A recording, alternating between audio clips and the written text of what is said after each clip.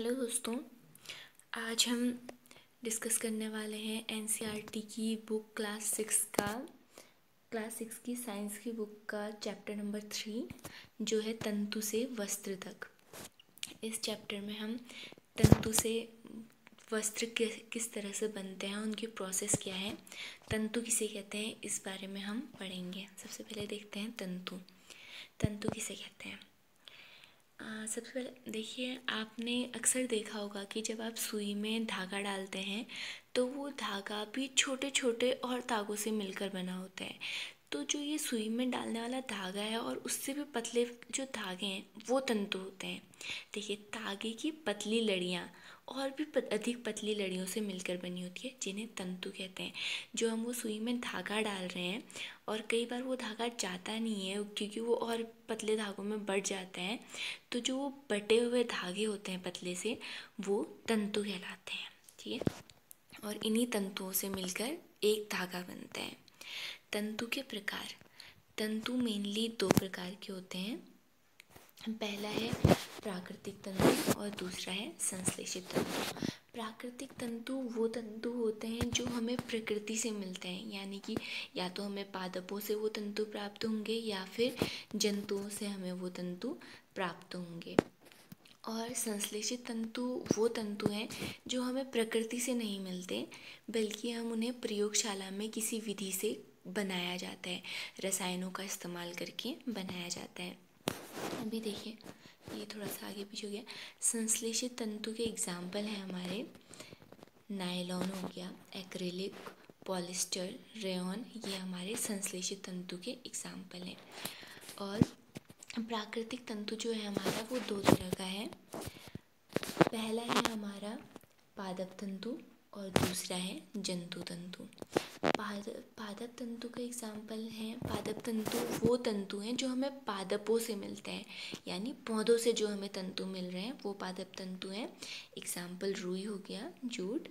और जंतु तंतु वो तंतु जो हमें जानवरों से मिल रहे हैं, जैसे ऊन हो गया, रेशम हो गया। ऊन हमें भेड़, बकरी या जानवरों की जो भी बाल होते हैं उनसे हमें ऊन मिलता है।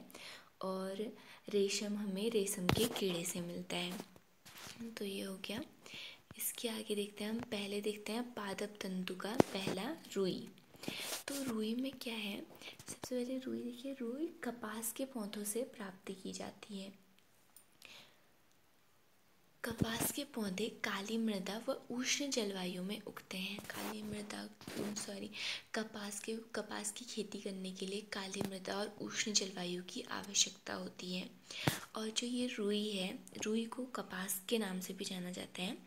जो ये रुई है, ये रुई कपास के पौधे का जो फल वाला भाग होता है उसमें लगती है। जैसे नॉर्मली कोई भी फल का पौधा होता है, आड़ू, दाड़िम, अनार, आम या जो भी आपको, उसका जो फल वाला भाग होता है वहाँ पर कपास के फल वाले भाग में हमें रुई मिलती है। ये रुई का जो फल होता है ये काफ़ी छोटे छोटे आकार के होते हैं, नींबू के आकार के होते हैं। और जब ये पूरी तरीके से पक जाते हैं तो ये खुल जाते हैं। जैसे अगर आपने देखा हो तो दाड़िम या अनार का पौधा, जब मेनली दाड़िम का, जब वो पक जाता है तो वो फट जाता है, फट के खुल जाता है। उसी तरीके से कपास का पौधा भी खुल जाता है। और जब ये खुल जाता है तो मतलब पूरा खेत एकदम वाइट सा दिखने लगता है, क्योंकि वो फट के रुई बाहर आने लगती है। वाइट रुई जब बाहर आती है तो बर्फ़ से ढके हुए मैदान की तरह लगता है। कपास गोलक से कपास हस्तचयन द्वारा प्राप्त किया जाता है, हाथों के द्वारा इनको निकाल दिया जाता है। अब कपास से कपास बीज को कंकतन द्वारा पृथक किया जाता है। अब जैसा कि आपको बताया कि कपास या रुई जो भी से हैं, ये फल वाले भाग में लगती है, तो फल में बीज होता है, तो कपास के फल में भी बीज होगा। तो इस बीज को अलग कंकतन विधि से किया जाता है और इस प्रक्रिया को ओटना कहते हैं। ठीक है। अब नेक्स्ट है जूट। जूट को हम पटसन भी कहते हैं। और ये जूट हमें पटसन नाम के पादप या पौधे के तने से प्राप्त होता है।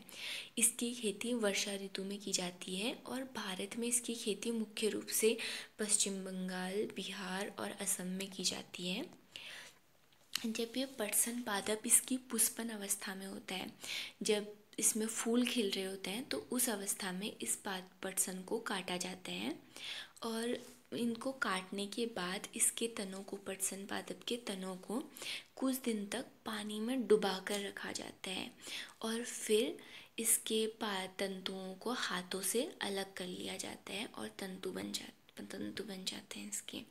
अब तंतु से धागा बनाने की जो प्रोसेस होती है उसे हम कताई कहते हैं। तंतुओं से धागा बनाने की प्रक्रिया को कताई कहा जाता है। कताई के लिए एक सरल युक्ति होती है हस्त तकवा। हस्त तकवा का उपयोग करके कताई की जाती है, इसे तकली कहते हैं। ठीक हो गया। और कताई की एक अन्य युक्ति भी है जिसे चरखा कहते हैं। चरखे से अक्सर हम महात्मा गांधी के टाइम पे या आंदोलन के टाइम पे चरखा बहुत फेमस हुआ था, इसलिए चरखा हर कोई जानता है चरखा क्या होता है। तो चरखे में जब तंतुओं से धागा बनाया जाता है तो ये भी एक अन्य युक्ति और काफ़ी फेमस भी है। अब तंतु से धागा बना कताई के ज़रिए। अब धागे से वस्त्र बनेंगे, उसकी दो प्रोसेस हैं। पहली प्रोसेस है बुनाई और दूसरी है बधाई। बुनाई में जब हम ऊन से, नॉर्मली हम ऊनी कपड़े बुनते हैं तो वो बुनाई है। बधाई भी इसी तरीके से होती है, उसमें मशीनों का प्रयोग करके, एक बधाई नाम से ही पता चल रहा है बांध के बनाया जाता है जो, लेकिन इसकी प्रोसेस अलग होती है, मशीनों के द्वारा किया जाता है।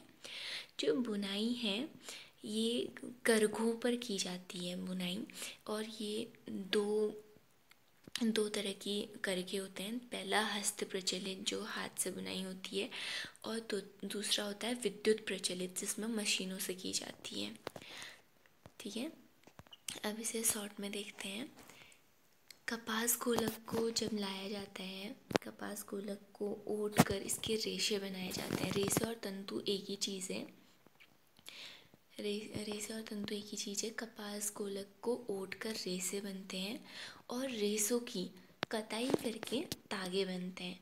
और तागे से वस्त्र बनाने की दो प्रोसेस होती है, पहला बुनाई, दूसरा बंधाई। इससे वस्त्र बनते हैं। होप आपको ये वीडियो समझ में आया होगा। अगर आपको वीडियो पसंद आता है तो प्लीज़ वीडियो को लाइक कीजिएगा और चैनल को सब्सक्राइब कर दीजिएगा, इससे मुझे मोटिवेशन मिलता है। Thank you.